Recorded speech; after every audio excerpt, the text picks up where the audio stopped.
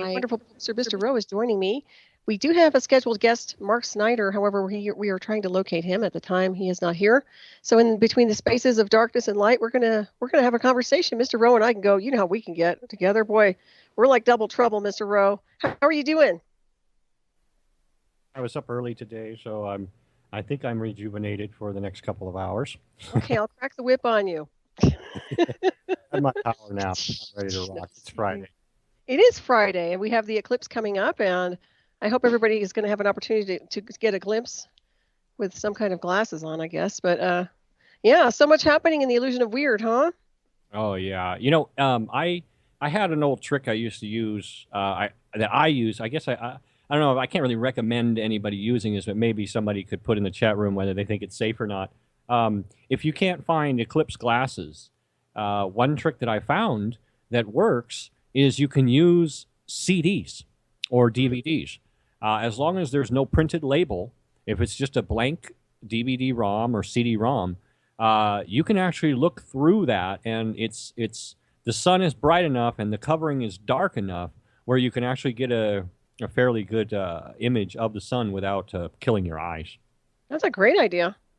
That's a good suggestion because everywhere I go, they're running out of glasses. They were giving them away at the libraries, and now they're all gone. So just in case anybody's trying to find some. Excuse me, I know that they've been doing it over here. So yeah, so anyways, we can talk about so many different things tonight and so far as what's happening here. I think I addressed a few things on my own witch files. If anybody looks into my world and the illusion of, I have a witch file on YouTube that I go and I put information out there for everybody if you're interested, besides the radio shows. But I've been touching a little bit on the solar eclipse coming up, Mr. Rowe. And for me, I call it the black sun, but it's more, it's the black sun rising. And I don't know if people are correlating this or not, but that's the impression I'm getting, excuse me, from it. So I'm just going to leave it at that. But I will say it's, besides the ominous energies that are coming through, I actually believe, because of the way it's coming in, that it's actually supporting the president and not opposing him in energy. I think it's actually very significant. Go ahead. You might be on to something, because I see that the opposition to our president seems to be throwing a lot of energy to remove him. I mean, a lot, right. Overwhelming amount of energy, and it seems to be. I don't know.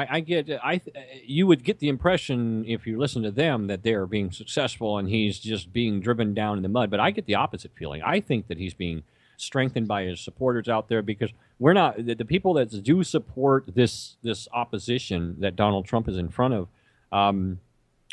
They're not being heard. They're right.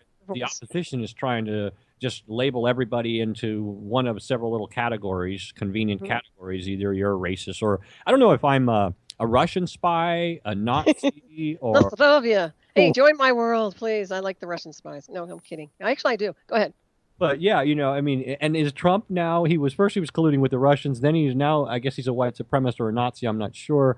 And one funny thing is, he had a few meetings with Putin, which the press will, come out and say, oh, look, he talked to Putin. And now there's nothing we're hearing about Syria. I thought there was such a big atrocities in Syria. That means if the press isn't reporting on this, then it must be the opposite. Right. So we might be actually making progress. So maybe go ahead. Right. No, I was going to say the one thing that we can count is that these cabals are notorious for hijacking energy. And so when you look and see what's happening here with this solar eclipse coming up, that's a very powerful time.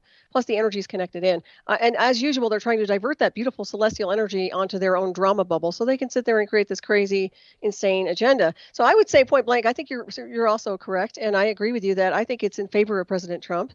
And I do believe that they are trying just about anything they can think of to take him down.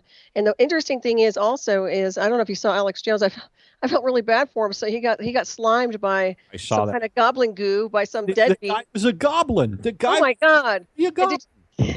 Did you look at his face, man? Did you look at this dude? You guys have to check the footage out if you don't know what Mr. O and I are discussing. It. Poor Alex Jones. And I like him. I'm sorry. I really like Alex Jones. I give him so much credit for getting out there and getting into that whole scenario. He didn't have to do that. That's another one that's out there in the midst of everything. Go ahead. Solaris, I feel his energy too. I know he's got a lot of detractors. A lot of people say, "Oh, he's a shill. He's this or that." He's a fellow human being on this planet. He's a fellow creature, and I judge a tree by its fruit. And while none of us are perfect, I think that he's getting a lot of better energy out there and doing more good than harm. His heart is pure. Let me tell you something. I come from a background of the craft, as you well know, and I don't turn my back on any of my spiritual brothers and sisters. I don't care what religion they are. I don't care what their belief systems are, and they may not agree with mine. But when push comes to shove, I think we all stand hand to hand. I really believe that. So, I'm not an enemy of anybody, really. They try to make enemies of me. So, And it but just comes yeah, down it's to honor, interesting. right? Go ahead. It just comes down to honor. You be honorable towards your fellow creature or your fellow being, whether or not you're the same species or not. It's just it just comes down to honor for me. And like I said, you judge a tree by its fruit. But That's right. yeah, I was when I first saw that clip where the guy threw hot coffee on him, I thought, oh, he's going to pound the guy, and I was waiting. I'm like, oh, pound him, pound him. But you know what? He demonstrated restraint because afterwards he's like, man, you can't attack something like that. And he was Right. right. I He mean, was a pathetic little troll. Yeah, he was disgusting, man. But when you look at it, man, just check the footage out. This guy, and I'm not trying to be critical or anything, but man, they certainly match up with their demeanor. That's all there is to it. The yeah. way they appear, their sloppiness. He was, their breath looks like, yeah, he looks gross, man. This thing looks like it crawled out of some kind of gutter somewhere or a sewer. I mean, this is disgusting. And I have to tell you, it reminds me of some horror movie or some sci-fi spin-off. It's like, remember that movie where they had that song "Time on Our Side" and it was like a contagious virus where they're all getting possessed. Oh Do yeah. you remember that? I I can't remember the name of it. Go ahead. Yeah, I do remember that movie. Yes. That's what it reminds me of. They're all like spreading their disease. I mean, this is insanity in motion. It's got to stop. Another thing I want to mention too, I'm sure that some of you realize this, and I'm sure everybody has a lineage. I have a very old lineage on my mother's side that came over on the Mayflower, but we're also connected to like 5 presidents, including Thomas Jefferson. So I get really offended when people are trying to just sit there and get rid of all these statues and our legacy and our heritage, which really is based on the spirit and freedom of America, Lady Liberty. And I look at the whole thing with the Statue of Liberty, that would be next. If they had a way to remove that, they would. So this is completely out of control. Yeah, I think this is the first stage. There's similarities between like what the Taliban do, what is mentioned in Sharia law, and the Islamic ideology to remove all of the symbols and idols that are not halal or someone else has not approved. In their case, it would be Allah, but or the Prophet or whoever. In our case, I guess that's the question. Who delegated these idiots, whoever they are, who delegated the Southern Poverty Law Center, who delegated anybody to tell anyone else what they should or shouldn't say and be exposed to and or watch or listen to? If I want to say offensive things, and I've heard people on the left clarify things like, well, freedom of speech, yes, you can say anything you want, and you're free from government persecution. Okay, I agree with that. And then they say, but you're not free from the reactions of other people. Now, I also agree with that as well. But those reactions of other people are not free to stifle your freedom of speech. They can say anything they want in rebuttal. They can call you anything they want. They can, label you a Nazi if they want to. But that's where it ends. There's a line you don't cross. Right. And I don't even think they understand the concept of a Nazi or an SS. There were some really covert divisions, as you well know. I don't have to tell anybody this. This is a very savvy audience. But they were very esoteric and on a very different level of frequency. And a lot of this I was touching on in my witch file was really, in my impression, is that they were just trying to go home, that they were trying to find their own race where they could just get to their own location like New Berlin and just get out of here. I personally believe that. I think they were trying to find a way off planet is my take because of the reverse engineer technologies and a lot of other things. So that's just my impression about that particular group of people. But I can tell you, some of these people that are misrepresenting other people's characters and assuming that they're part of this and they're part of that, that's total ignorance. They don't know what's going on. Yeah, I saw I'm in the Bay Area in San Francisco, and there is a Patriot Prayer thing that's being organized by a person of color, actually. And you can go on his Facebook page and see, I forget the guy's name, but anyway, he's organizing this Patriot Prayer thing. And there's some people coming down from Placerville in the local area to perform like little bands and local stuff. And they're normal, don't tread on me, American flag, we support the police, kind of like just normal people, But a friend of mine had recently said, oh, these Christian Nazis or whatever are organizing a Patriot Prayer, and call your congressman and call your senator and call these people to tell them that we will not tolerate Nazis and hate and white supremacy in our city. Wow. All this crap. I put a rebuttal on there, and I use some very colorful language, which I can't say on this air. But basically, rebutting that and putting in the links to show that, first off, it's being organized by a person of color. Second off, this person is pretty much in the, you would if you looked at him and his actions, you would label him a patriot. He's flying the don't tread on me. I didn't see one Nazi or white supremacist piece of, garbage or anything there. But this is what the news media is now trying to do. The organization or the organizers for the white supremacists there were a few hundred white supremacists in Charlottesville. That was organized by an ex-Democrat, okay, a supporter of Hillary Clinton. That whole thing was a setup. The whole thing, even the car, was a setup. I posted also on my Facebook page several points showing that there were two different cars used. James Fetzer also does a little a blurb on that as well. And one of the guys that they interviewed, one of the quote-unquote chance witnesses, was a CIA operative that does coups in Africa, or used to. I mean, so you've got so many coincidences. Oh, and there was some drone footage showing some evidence, which I won't go in the whole thing, but conveniently, the helicopter with cameras crashed, so there's no aerial view, so there's no witnesses. The police had kept the folks away from witnessing the arrest of the suspect at gunpoint. Too many things. The whole thing was a setup and a catalyst. So a few hundred people, the media now makes it sound like the entire rally, like thousands of white supremacists showed up from all over the world and all over the country. Everybody's a Nazi. The Nazis are around every corner. If they're not a Nazi, they're a Russian. You better watch out. I mean, and these fluoride heads fall for it.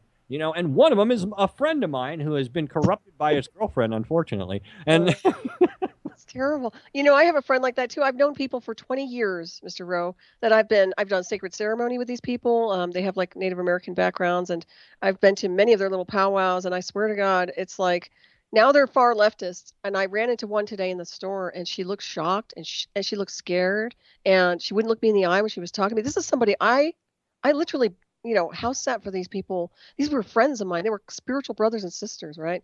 You have to ask yourself, what the hell has divided these people? I mean, I can like everybody and I can coexist, even if we don't agree on politics or anything else. These people don't seem to be able to do that. I think I was thinking about that, and as I was watching that one incident with Alex Jones, and Alex had actually kind of put it right in the words and said something like, their spirits have been drained, their souls have been sucked, and I believe that there is something that is causing spiritual blindness and causing, I don't know, just a corruption of the soul for some of these people. I agree. It's like maybe possession, to some degree it is. And I can tell you, I've been fed to the horde. You know that. I mean, I was plugged into things that were very hellish. And I still came out shining in full light. I'm still me.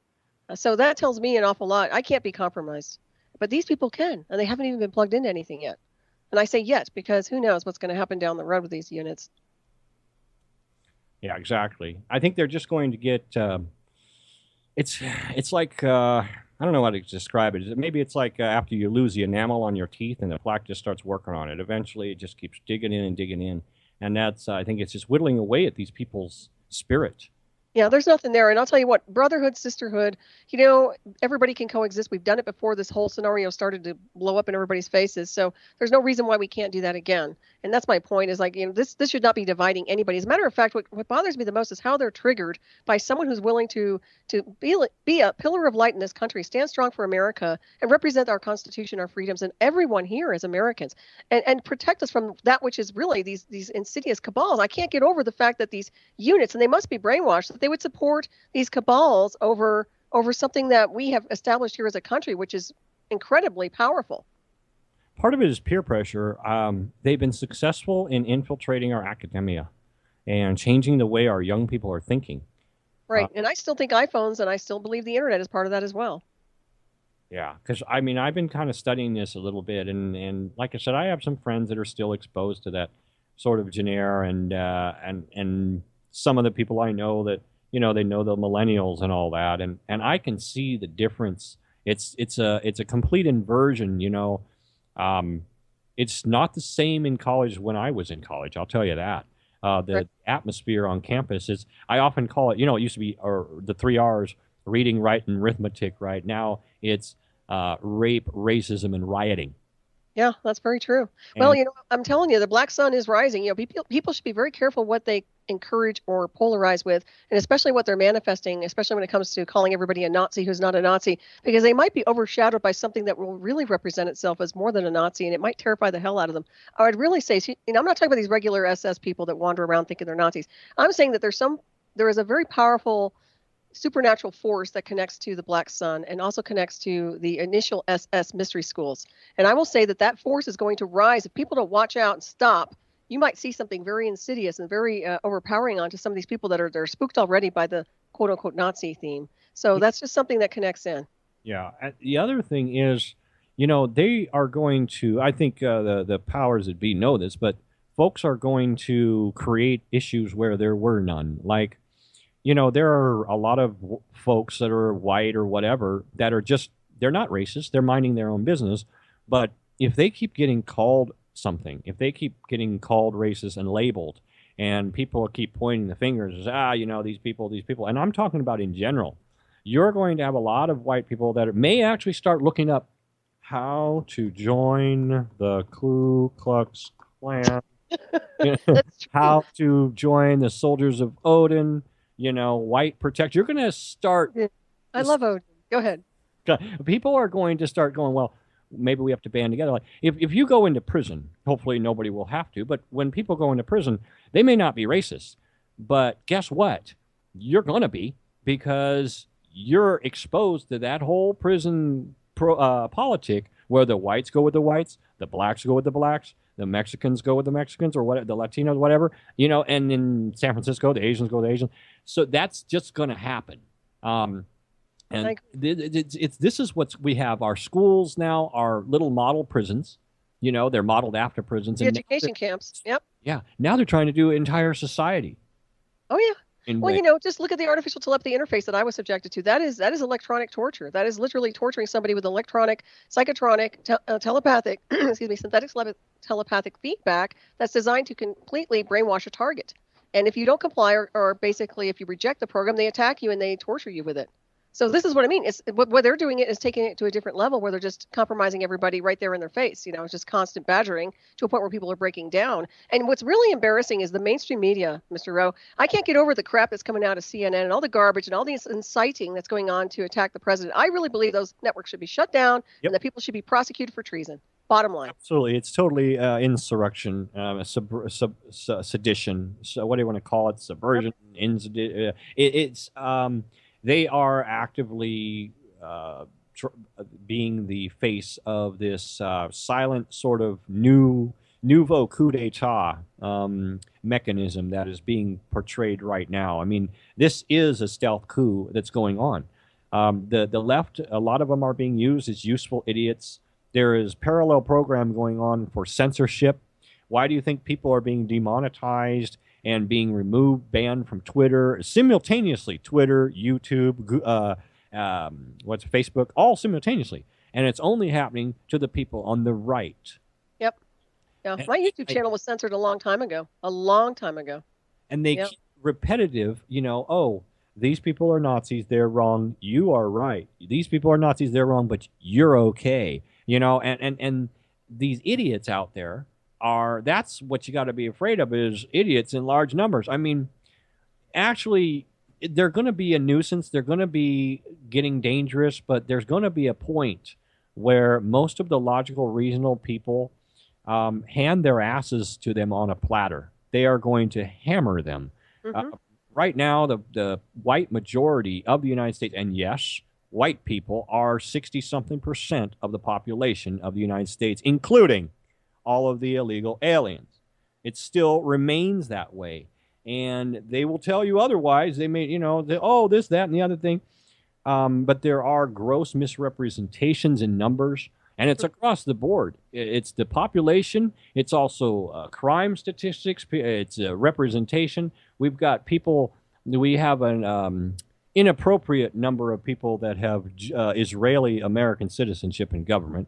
We have an inappropriate number of young black men actually, maybe it is appropriate. It seems like there's an inappropriate number of young black men in jail. Why is that? Because an inappropriate number of young black men, 60-something%, are committing most of the crime.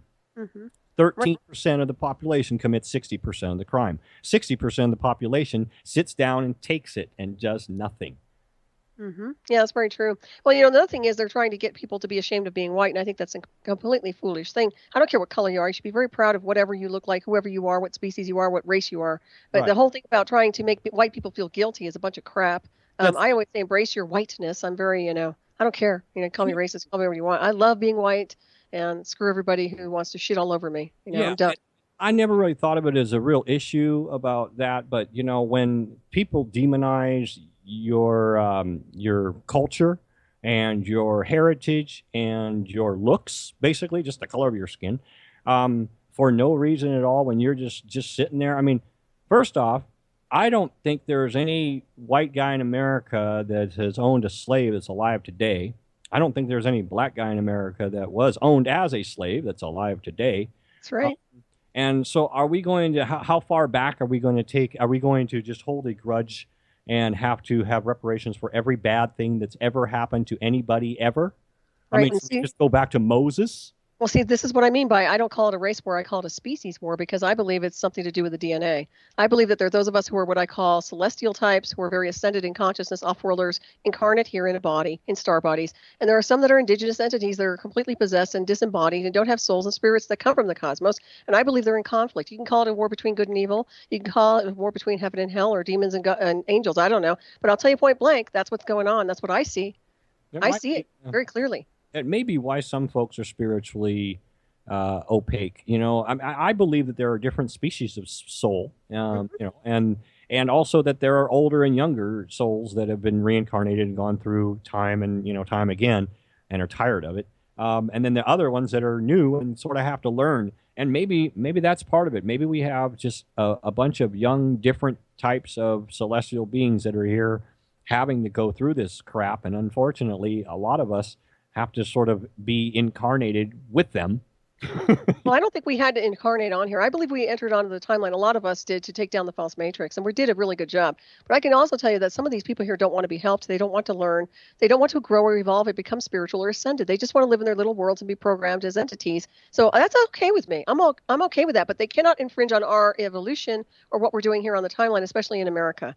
And when they start poisoning our country and our land and start making threats against our president, who I know is doing a good job in office and needs to stay in office and continue on and do the great job he's supposed to do, that's not acceptable and that needs to be dealt with. So this is a world in collision right now. We see multiple worlds and multiple timelines, Mr. Rowe, I believe, are in collision right now. I Yeah. really do.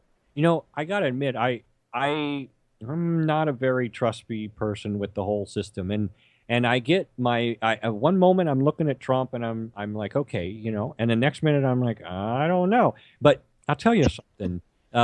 Recently, with most of the Republican Party kind of like throwing him under the bus or attempting to, and the media and all that, it's sort of renewing my faith in him. I'm like, no, he really is alone. They all are really up against him. He must really be doing something that they don't like.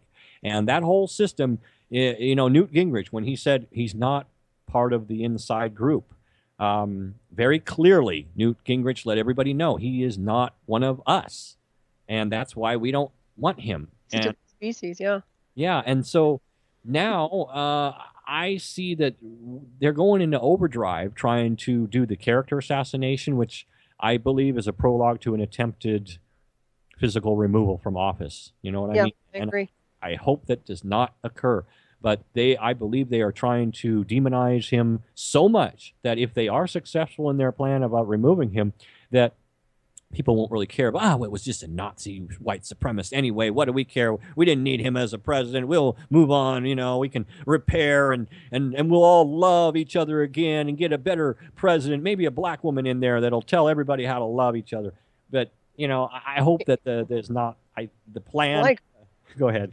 no, I agree with you. I think they're trying to remove him, and I think they just might succeed within 1 to 2 years. I'm hoping that's not the case. But I'll tell you point blank, if they do something like that, there will be a mess to deal with. That's not going to go over very well with a lot of people here right now, especially considering what's been going on and how everybody's been mistreated and who's connected and actually been supportive of President Trump and our Constitution and our freedoms here in America. So I will see something big happening on that. They will have to deal with. Another thing that comes to mind too is I always said, why don't they just get rid of DC in a sense of why doesn't President Trump build a new DC in some place where he's not being infiltrated, someplace out of the DC area, perhaps closer to where he lives. What do you think about that? That actually, that would be a good idea. I agree. I was wondering. I heard that he was. Well, I don't know why he doesn't make a little Trump network, Trump TV, where I think so. Yeah. he could just compete, or not compete, but alongside of CNN, because all of the craziness from the mainstream media is just, it makes me sick now. I mean, I laugh cynically, but it's also an insult. It's like, and you get tired of it. I have a friend who's watching it all the time, so I see a lot of it. But I walk through there, and I just get tired of the insult to people's intelligence. And then it's scary because I'm like, there's people buying this garbage. There are people out there, and I'm out here on the left coast, so believe. I see it. Well, I live in Libtardia too, believe it or not. We have some nice conservatives here, and we have a lot of people like me who are just, I guess beyond patriots. What can I say about myself? But the bottom line is, there's all kinds of weirdness here in this town too. Another thing I want to mention real quick, remember the blueprints that were stolen from the Secret Service? Yeah. Well, to Trump Tower, whatever happened? Does anybody ever talk about that anymore? I mean, don't you find that a little strange that it was never addressed again? Yeah, that's a good question. Yeah, I'm just wondering exactly, did anybody follow through with that, or what exactly is going on with that one? That's another scenario that I think people should pay attention to. Absolutely. Whenever they shove it under the carpet and they just kind of ignore things and casually walk away, oh, nothing to see here, that's when you need to look at it more detail oriented. So I was just wondering if anybody had heard anything or you had heard anything. But yeah, I see a lot of libtardians everywhere, and they're all just, everything's love, but they're really not love. They're basically psychopaths, the bottom line. Like I said, go ahead. We found a way, though, to identify each other, like in the gym. It's kind of like Christians with the fish symbol. You draw it in the one arc in the ground. It's like you secretly, do you like Trump, or what do you think of Trump? Funny, a special handshake, right? Yeah. Like the Masons. Well, it's almost getting to that point. You wonder why people go underground and how they went underground a long time ago. Well, that's why, because they were being persecuted. It's the same concept, but we're not about to be. I'm not a victim. I don't play the victim. I know you don't. I know the listeners don't. So, like I said, it's not going to go over very well. And most of these people that are getting all bent out of shape are very cowardly. They're not fighters. Even that guy who approached, Alex Jones, he was backing up and getting really scared and trying to hit him with his little container there. He almost looked like he couldn't take it. He goes, "I'm late for work." You know what I would have done? I would have followed his ass to work. I would have filmed, basically show the film to his boss and say, "I demand this little bastard gets fired." That's what I would have said. I would not have been able to hold my stuff. I would have pounded him. I would have just dropped. Well, you know what? It's assault and battery. Any way you look at it, he can be prosecuted for assault and battery, even if you're being kind. You can't just sit there and turn the other cheek. Oh, okay. How much do we have to really take from these little scumbags? If somebody walks by me and starts that crap, they're going to have to deal with something. I'm not putting up with garbage like that. But it is assault and battery. And what if it was extra hot coffee and it scalded his skin and really burned him? I mean, he was lucky it wasn't as hot as it should have been in that container, right? Oh, absolutely. What if it was acid? Look at the acid attacks that's going on over there. And, the UK is notorious for acid attacks, right? Sure. Yeah. That'll be next. Watch that. Right back. Stay tuned. I'm First Believer.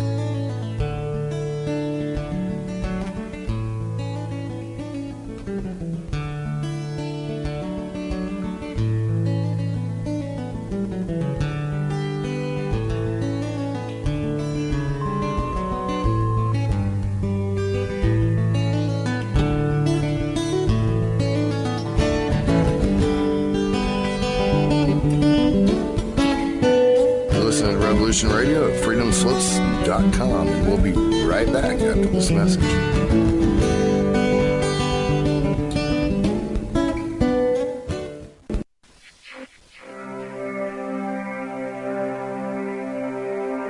Most guys freeze.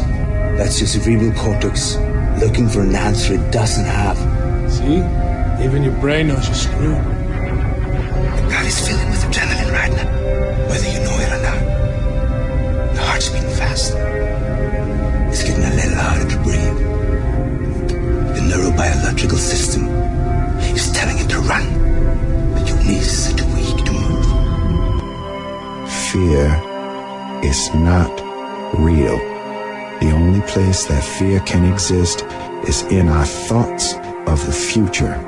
It is a product of our imagination, causing us to fear things that do not at present and may not ever exist.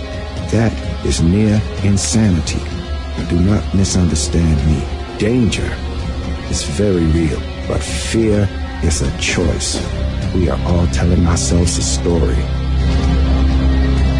You're listening to Revolution Radio at freedomslips.com. 100% listener-supported radio. Reporting to danger, unafraid. Right here, where information never sleeps. Revolution Radio.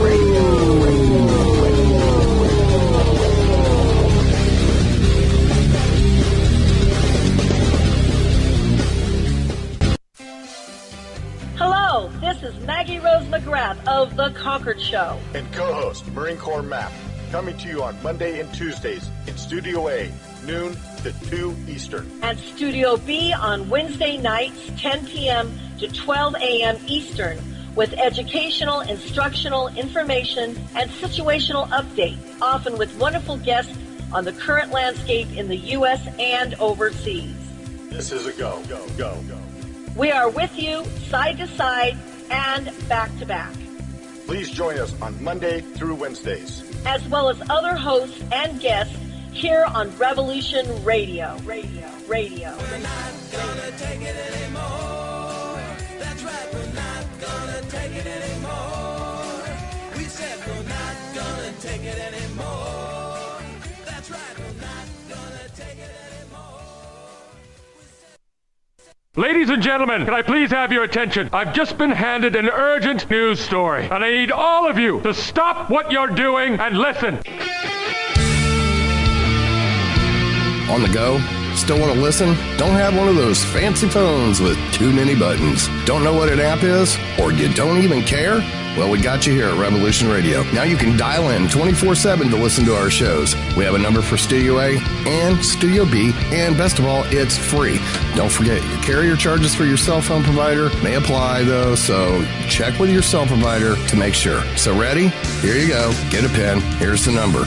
Studio A is 712-432-6958, and Studio B is 716-748-0112. Thank you very much for listening to Revolution Radio, freedomslips.com, the number one listener-supported radio station in the world.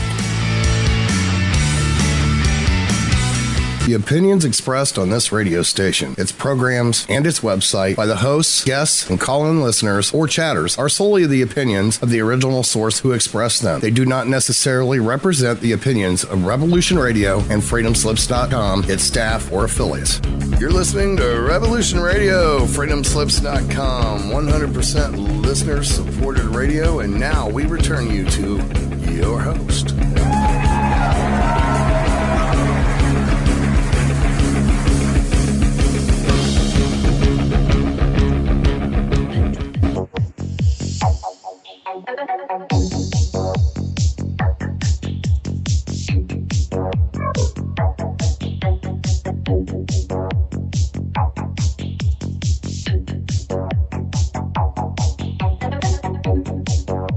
Is everybody starting your weekend? It is Friday, the 18th day. It's 8:18:17. It is approximately 3:30 on the West Coast. This is freedomslips.com, Revolution Radio. You're listening to Solaris Blue Raven and Mr. Rowe today, filling in the Who's Behind the Door spot. And that's us. We're behind the door. That's right. We're the mystery behind the door. And my guest, Mark Snyder, is at large somewhere, but he'll be at some point in the continuum. I'll have him back on here. I don't know what's going on with him. But anyways, it's wonderful to talk to you, Mr. Rowe. And I'm glad we're here as the dynamic duo to discuss a lot of different things around here. I tell you what. So, you know what I see here, though? Such a distraction. The whole thing is a distraction. You have to ask yourself, what is the big deal? Why is there such a distraction here on this linear world? Because it's just a linear event that we're seeing. Right now, everything that we're spiking into or what's spiking around us is all linear, but there's something else deeper behind this thing, which is, in my opinion, is very multiversal and very celestial that they don't want us to immerse ourselves in, so to speak. Does that make sense? You know, I mean, on the mundane level, I would think that people could say, okay, it's a like what I say on the mundane level, it's an attempt to take over the country and silence and initiate a new era of new speak and new thought, where censorship is the norm. But you're right; it is also, I believe, a major distraction from something. I can't help but think people talk about, oh, the eclipse is going to come and there's going to be some spiritual energy and this and that and the other thing. Okay, and I do believe that, and maybe there is something to it that they are trying to distract us so much because they know that most of the world is starting to enlighten a little bit. Most of us are starting to wake up, if you will, and we are realizing, that. I mean, most people I know that the news is fake, that we're being lied to, that you should probably question just about everything, and everything we know is wrong, and it's been that way. And now all this stuff is coming out to light. In the past several decades, we've had the internet to sort of bring a lot of people up to speed with instant messaging, and the data that of the conspiracy world has now been out into the light, and it's mainstream. Everybody is aware that things aren't as they seem, and I think that might be part of the distraction. Maybe they're trying to keep the human race from waking up and moving on to that next level of sort of an enlightenment, because a lot of these fluoride heads might actually, if they weren't being prodded and poked and under constant negative reinforcement and being programmed in school, they might just turn out to be normal people, and they might actually figure out, they're smart people, they might figure out better ways of doing things. For example, we are now into the age of the blockchain. By the way, Bitcoin Cash is trading at almost $800, and it was $300 yesterday. I was like, oh my god! Oh.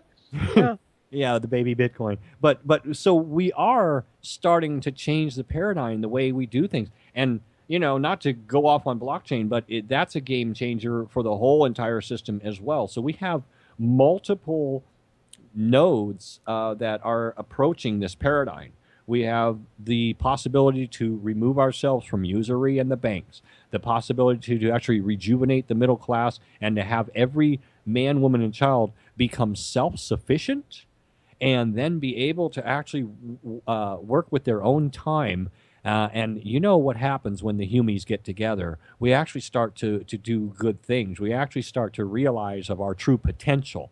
But when we've got bullshit in the background, we've got a government trying to regulate you and tell you that you're worthless or you're a piece of garbage because of whatever reason. Oh, you don't agree with that humie over there. It's like somebody egging on a fight. They want to keep you unhealthy. Yep. Take their vaccines. They want to keep you stupid, of course, dumb them down, and they want to keep you poor, and they want to keep you busy. Right. They keep trapped in the false matrix, is what you're describing, instead of navigating in multidimensional space or multidimensional consciousness. That's the bottom line. But it's also, what you're talking about too is a deprogramming. People are deprogramming themselves, even with all the things that are happening here. We're realizing that it's nothing but a facade, and through that, because they can't control everybody anymore, except for the weak, it becomes a problem for them, especially when they have a very strong leader in office right now. So that's really just shattering all their illusions, or delusions, I should say. So yeah, and when I look at the human race, it's not human. We're celestial beings in star suits. I mean, we're not human. That's a coined term from mankind. It doesn't really describe us. We are off-world species incarnate here, and that's what I've always said. So that's something I'm very adamant about. And describing ourselves and knowing thyself is really knowing who you are with your relationship to what I call source, or the multiverse, and being co-creators and extensions of that. I mean, it's phenomenal. Like you're saying, when we're all plugged in together, we know how to navigate. We know how to ascend. And this stuff here doesn't work anymore. It doesn't fit. It never did. It's a linear world. It's just got to get rid of it, And thank you for reiterating that point, that this is not our native realm. No. I mean, when your body dies, your spirit goes somewhere else. Before your body was formed, your spirit was somewhere else. You can always say, here I am right now, even when you're dead. So, yeah, this is just a holiday vacation, a stop on a train track. I mean, this is nothing compared to the overall scheme of things. That's right. A train wreck, I would call it. Yeah, I'm like, man, oh man, but what a mess this place is. And everybody's worried about nuclear war, and I'm like, really? Because I always think of that Aliens, nuke from space. It's the only way to be sure. Now, I don't mean to say that in a very nasty way, but I'm telling you point blank, man, there's some real toxicity here on the planet. We need a shakedown. This entire world needs an enema and a colonic and everything else associated with it. It's disgusting. Truly does. Absolutely. Go ahead. I just was laughing. He nukes from space. You remember that in Aliens? I love it. Yeah. But you're right. We need a cleansing. Hopefully not a cleansing, and I don't mean an ethnic cleansing, and I don't mean like an entire entity clearing of the human race. It's like the global entity clearing is what they need. Sterilize. If I was an artificial intelligence, like you guys should be thankful. I really wasn't plugged into a point where I was like completely like the AI, because man, oh man, I'd be like destroy. There is a video that I watched, and okay, here's a good analogy. Yellowstone Park used to have a lot of wolves, and they got rid of them. They got rid of the wolves, and after they got rid of the wolves, the deer population exploded. Well, at first, everybody thought that might be okay, but when the deer population exploded, the deer started eating they had no natural predators, so they started eating everything, and the trees couldn't grow, and, that caused problems, and then they went, oh, crap, I think we've got to do something about the deer population. What can we do? They went, we could probably put the wolves back, and they said, okay. So they took the wolves, and they put the wolves back, and the wolves hunted the deer, and then the deer didn't understand. They're like, oh, no, wolves. And the deer population went down. The fauna started to flourish again, or the flora, I should say, started to flourish again. The trees grew, and everything started to come back in balance. Well, who's to say? Now, there's a video I watched. It's a cartoon, but an alien species comes along, and they see the Earth is out of balance because there's all these humans, and the humans are just wrecking the entire thing. So they actually seed down some sort of creature that hunts the humans. And basically, they get rid of the humans to put the Earth back in balance. Right. Now I don't want to sound... I have mixed emotion because I actually believe the Earth could sustain 10 times as many people as we have now. But we do not have the proper management. I agree. No, this is a mess. The bottom line is what I see when I look from from a parallax view, when I look and observe the world from afar, I see a world of chaos, crazy activities, just a lot of negativity to a point where it really needs to be cleared out. And the only reason it's like that is because of entrainment programming and all the things we talked about, the mind control and all this indoctrination that's been happening for centuries. I mean, people just don't have an evolutionary benchmark or what I call a celestial compass. And that's a big problem. I mean, if they're not willing to step up to the galactic neighborhood, as I always tell them to do, then this is what they have and this is what they want. Well, it's not what I want. It's not good enough. And it's not good enough for most of the people that are tuning into the show and for you, I'm sure. So, hey, and I said it a billion times over, for me, if I have to deal with this stuff here and it's not going to go anywhere, I've got to go someplace else. And I was the first one to say, I'll join, I'll be shipped to Mars, I'll go anywhere off planet because I don't want to stay here anymore. And I don't mean die. I'm just the first one to say, hey, let's just take our own crew and get out of here. Like, Battlestar Galactica. I mean, if it's going to be that bad, I'm just saying, let's just go. Let's just break orbit and go. Because that's where I'm at. That's where I'm at as a species, as a consciousness, as a being. I had a weird thought. I just had I don't know why it just made me think of this, but I wonder if a lot of the elite, and this is going to sound crazy, let's go behind the looking glass. Stop eating those mushrooms. Go ahead. What if the elite have made like clones of themselves, and they left the clones here to run the show while they've gone off planet to paradise? That's not unheard of. And I'll tell you one thing. I'm sure you're aware that we're multidimensional beings and we exist simultaneously in multidimensional space. Well, with that comes our soul extensions and soul descension beings, which means we are extensions in the multiverse. We're here, but we're also there. There's no time and distance, right? So we also exist out there. So we could be clones, Mr. Rowe. Actually, everybody could be a clone, and we could have our real source celestial design work off-world already. So that's highly probable. Go ahead. I'm hanging out on some beautiful planet, and me, I'm the copy. Right. And I left myself here. Oh, I'm so angry. It's time to summon your ship. I always say, let's do some, people like to vector in craft. I'm like, you always vector in these lights in the sky and they stand there and I guess they get a sighting. Well, why don't you get the thing to land and say, okay, let's get the hell out of here. I mean, come on, guys, if you're going to vector, come on, bring it in and say, hey, we need some help here. That's what I would do. You see, every once in a while, you see like these actors or politicians that malfunction, like Johnny Depp falls down like a robot or, and maybe they are copies, and they're remotely controlled. They can be remotely controlled because I've been through that and I understand how that works with the technology interface. It can manipulate your body, your hand gestures, your eyes, it does everything. It animates you. They call it an animation program because that's what it does. But what it also does is create a copy version of you. Go ahead. I'm wondering if they actually left us behind, and then we've got a large portion of the population that isn't even really the same type of human that we are. That they're a technological development from a group that has broken away, and maybe they don't even keep tabs. Maybe the real George Bush is doing something somewhere 50 million light years away, gone through the warp tunnel and all that. And the other fake one is here being George Bush. Or Well, anything's possible. There is an after image. Like I said, we exist simultaneously in space. If we are multidimensional. It's funny how the scientists prove that there are multiple dimensions now, even though the mystery schools knew that eons and decades and centuries ago. So they always copy what the mystery school knows and then try to say like, oh, look what we just discovered. You didn't discover anything, you're copying. But the bottom line is we are multidimensional. If you look at that benchmark of who we are as multidimensional beings, this is just one of the frameworks, okay? Where we exist here on this world is just one part of us. It's not the whole part of us. And we're all extensions of that multiverse. So I would say anything is possible, but I do know through the technology I was interfaced with that's how they create cloned copies is through the heterodyning program and the stuff that I was subjected to. So anything is possible. Anything goes here. Anything goes here, Mr. Rowe. It's like an episode of Sliders, I swear to God. Let me ask you a question about the technology. Can they interface with your dreams? Oh, they control your dreams. I didn't dream at all. That was constantly getting hit with programs. It was like the movie, it was like the Borg. It was constant narratives and programming. Didn't get 1 second of dream time, not one. And when I did get out of my body and astral project, there were what I call shadow men there.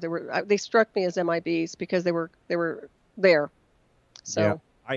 I have reason to believe that they can look into the astral, that the technology exists. Well, what they're doing is they're interfacing with you basically with technology and signals and frequencies to a point where you're interpolated onto their data stream in their artificial intelligence program. So then they can sit there and start running a program to connect and communicate with you with their intelligence program. And that's what they do. And if they want you to see or experience something, they're going to make it live for you right there in your face, and you can't get rid of it. And this isn't a psychotic break, by the way. This is completely a psychotronically based program, which is very concerning. And that's why I've always got bummed out because I never ever had a normal life after I was pulled into that covert program. To this day, it's like I can't even explain it anymore. I've been through a lot of storms, but it's not pretty. It's not nice. And for Zuckerberg to sit there and talk about it like it's some kind of special LSD is just foolishness. He doesn't understand the interface. And apparently he's never really been there, because if he has, it's like walking through something you never come back the same from after you go through it. I'll tell you that right now.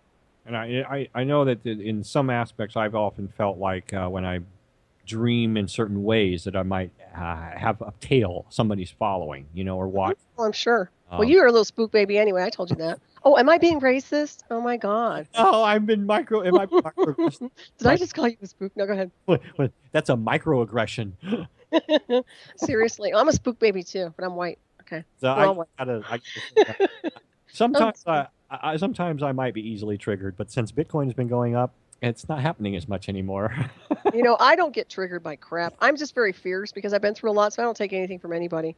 After where I've been, I'm not out to get anybody. I'm just out to counter any idiot that tries to bother me, I guess it's not really what you would call triggered. I'd say maybe insulted, but I've learned to take the insults and things a little more. And like I said, since Bitcoin is doing well, it's put me in a better mood, so I just don't give a crap.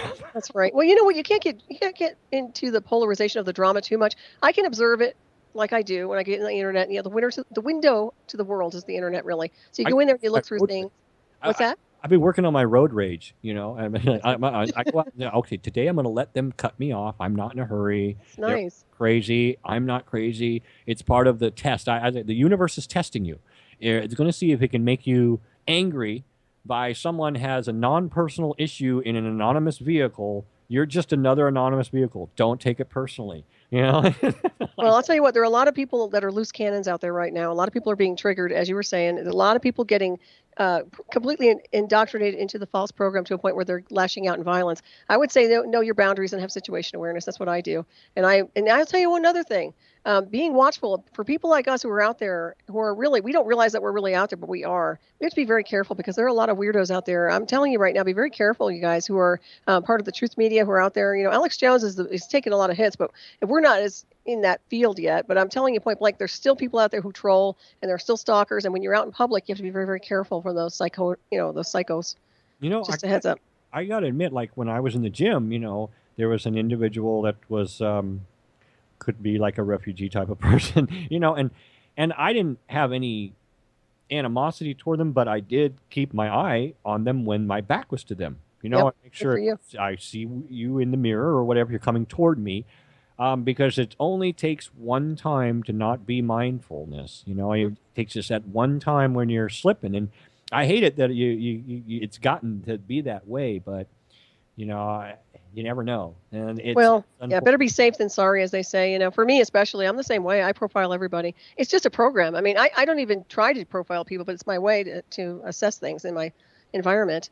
So, and you always keep your back facing the door, right? When you're at a restaurant, you're one of those. I'm one of those. I'm always picking the strategic position, and they're the exits. That's me. I even when I drive, I keep a way out. If I'm like at a stoplight, I will have like a car space, and then I'll be like, okay, if something I have to drive over that curb. Yeah, I mean, I'm like that too. I hate theaters. I'm looking for the exit as soon as I get in there. Okay, there's something there. Yeah. It's probably a program, but nonetheless, that's how I function. I just have to have access. I have to know where the secondary exit is. I have to know where things are even before I even go anywhere. We're cosmic twins. We're the same thing that way. It's like, what's paranoia. We're being hunted. Must be something, man. We're evading something. I'll tell you what, or we're trying to get away from. Maybe it's just the zombies here. That's another thing. We're a lot of crazy daisies here. Well, thank goodness we're beings like you are here, and we're not alone here. There's Mark Snyder. I just saw him come online. Okay. Maybe. Isn't that interesting? Well, he's probably late. He was working. He does work, so he's a programmer. Interestingly enough, but oh, okay, that's interesting. Yeah, it's good, but it's funny. Yeah, this world is a crazy daisy place, and I would suggest everybody just stay fortified in all forms and designs, and don't let the SOBs bring you down. And we're not going to let them bring the president down. And we just got to keep it strong. Yeah, I believe that his faction has a better outlook for this world than the other faction that's trying to take over. Because if we lose. If this faction loses that Trump's in front of right now, or the face of, and the other one gets the upper hand, I see a very dark world ahead. Mm-hmm. I do too. But at the same time, in the end of ends and the illusion of, there's one thing I do know because of my mystical background, is that they are extinct as a race. Everything they've done to undermine and disrespect everybody here in their evolution has basically, the punishment is extinction. It's not even redemption. It's not even like they go to hell and purgatory. They actually go extinct. I'll tell you that, guys. I'm telling you, I'm right. I know I'm right. So that's my only saving grace, is that I know that these guys are done. They're finished. They're pulling this done. Right. It's kind of like if we're not successful right now, it's only a matter of time before humanity enlightens enough to just overwhelm the system that's trying to keep us down. But it's kind of like man, we got to wait another season before we start the add-on to the house. You're really looking forward to having everything starting to go in a positive direction. And then you got this, a flood comes along or something to delay your, expansion. And that's how I see it. That's how I feel it. Like, I know that the human species on this planet will be all good and everything will be right. But I'd like to have it done, I'd like to have it done sooner. I guess maybe I'm impatient. I've got that instant gratification American thing going on. That's what I'm like. Well, no, it's called basically get up, step up with the program and get involved with the program at high speed, because these people are really falling behind, and they're doing it deliberately. So. And you're tired of seeing the dishonorable and the crap, just, the corruption continue to prevail in things, Yeah. When you're watching to take things right from under you, I mean, how much more are you going to take? Well, I'll tell you point blank, they are at war with us. They will not stop until we are extinct ourselves. That's why they're going extinct, for pulling this stunt, because according to universal law, they already, the universal code and universal law is, if you violate free will, like they have here by what they're pulling off, then they basically go extinct. That there's no place for them in the cosmic design, because there's a universal code that's very serious and that they violate it, and that's just the way it rolls. So I'll tell you point blank, they might think they've gotten away with a few things here on this world, but they haven't. And that those of us who have already we're already here as ascended beings in consciousness, even though we're dealing with dark tides, we will make it and we will get out of this, and this world will ascend at some point in the continuum. But those of us who want to ascend or keep it, we're going to keep ascending. The rest of them don't want to go anywhere, so they're just going to implode into their own dark tide. I mean, that's just the way they're rolling. But we're not going with them, and I think that's what people need to understand. There is a separation happening right now. I don't call it a rifting. I call it a departure of ways, and that is happening. And it's like, and that's what I felt really sad when I saw my friend today, because she's gone. There's an empty vessel in there. After all the crap that I've been through with all technologies, I'm still here. But this person I looked at today had dead eyes. She looked pale. She looked sick. She wasn't staring at me. I mean, these people they look traumatized for no reason. Okay. Yeah. So go figure. Yeah. I noticed that a couple of things is you can see it in the eyes in some people. And like, but my friend that I was talking to has done a complete flip. I mean, he used to be like me, and I'm just in shock to see how they've done a job on him. I don't know. It's just a combination of the people that he's working with, and peer pressure, probably. Yeah, That's a sad thing. I don't take anything. I was the one who was everybody's looking for me. When I worked corporate, everybody would come to me and say, "Go talk to the boss because you don't take anything from anybody. He'll listen to you." That's how it's always been with me. I've always been the leader. So some people aren't like that. They're followers and they're sheeple and they're meek and they're peer pressure oriented. I'm not like that at all, and I know you're not. So. Yeah, that's how the FBI catches suckers. They'll go out there and find some of these folks and be, hey, let's do this, let's do that, and then they have a whole list of thwarted terrorist attacks, and most of those are basically people that they've gone and cultured along, and one woman actually exposed it. She's all, the FBI is trying to frame my son. Yeah, they're notorious for that. They keep coming after my son. Like, you know who the real bad ones are, and I know the Cyber Warfare Division. You can't trust them as far as you can throw them. Those are the ones that went after me. They're nasty. You gotta watch out for those guys. And they have no honor. They have no. They just, I guess they just do it for the money, and they don't have their souls are just dark. Yeah. I agree. And we're going to be heading for a break. Everybody, Mark Snyder's joining us in hour 2. So it's been wonderful talking to Mr. Rose. Stay tuned. We'll be right back.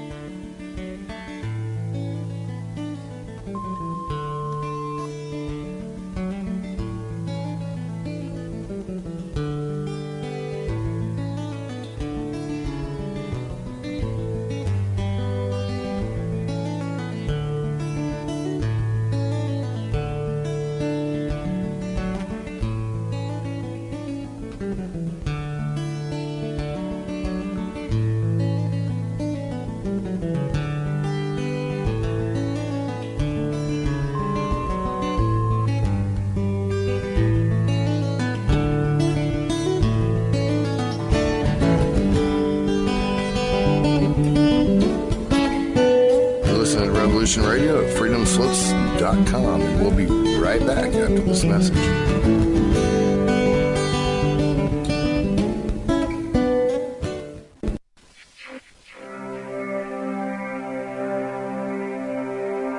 Most guys freeze.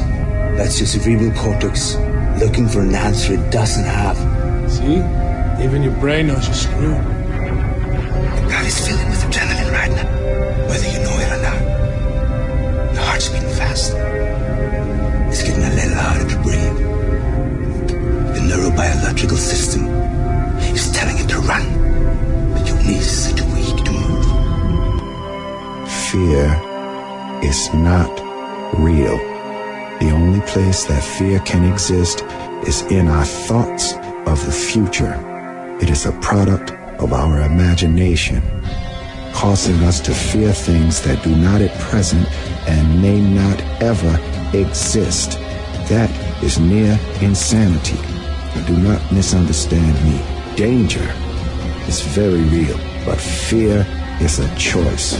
We are all telling ourselves a story.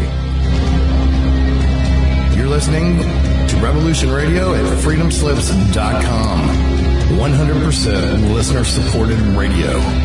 Reporting to danger, unafraid.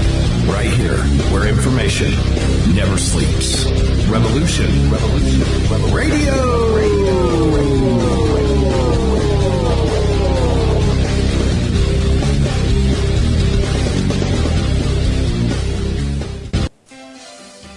Hello, this is Maggie Rose McGrath of The Concord Show. And co-host Marine Corps Map, coming to you on Monday and Tuesdays in Studio A, noon to 2 Eastern. And Studio B on Wednesday nights, 10 p.m. to 12 a.m. Eastern, with educational, instructional, information, and situational updates, often with wonderful guests on the current landscape in the U.S. and overseas.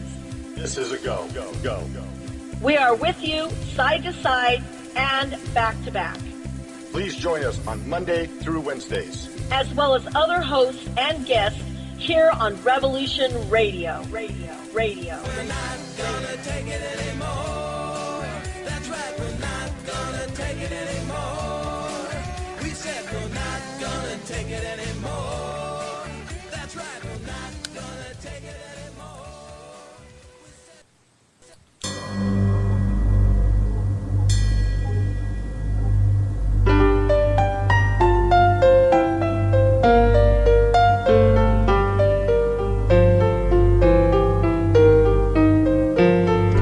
feel that things were not quite right? That everything was just ever so slightly askew? Do you have, to paraphrase Morpheus, a splinter in your mind? If you're interested in hearing the latest information about UFOs, the paranormal, ancient cultures and structures, monatomic elements, longevity, fantastic discoveries in science, downloaded to your brain, then tune into us. Hi, I'm Dave. And I'm Mackie. And we are Shiny Side Out, Sundays 2 to 4 a.m. Eastern.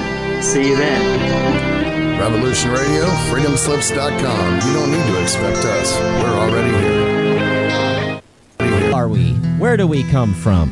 Are you curious about the origins of the human race? Join me, Gavin McCall, and a variety of guests on Ancient Humans, where we decipher world events, explore scientific theories, personal stories, myths, mysteries, and lore about the history of the human race.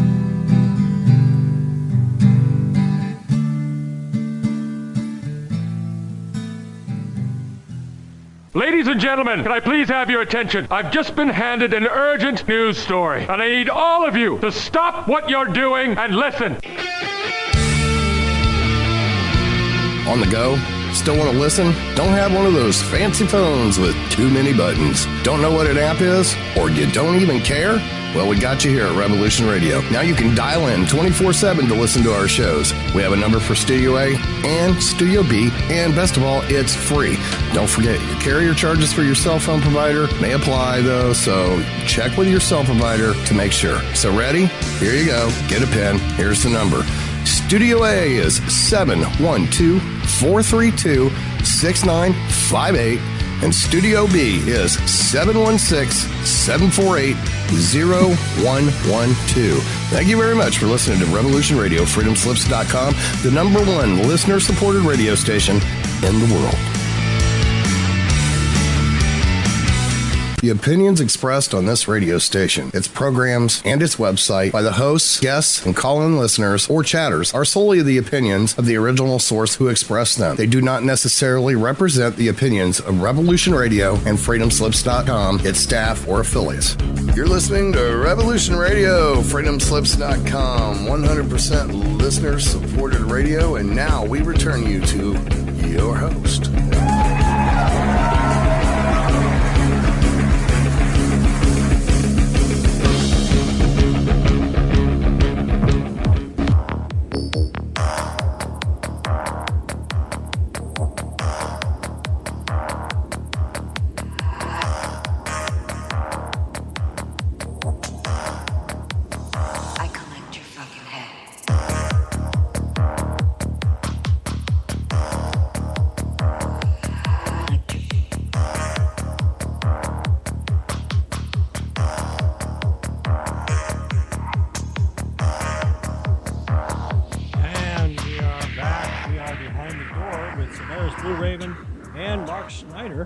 Myself, the Right Reverend Dr. Rowe. Today is the 18th day of Augustus 2017. That's right, it is live. This is Revolution Radio, freedomslips.com, Studio A, and we are listener supported.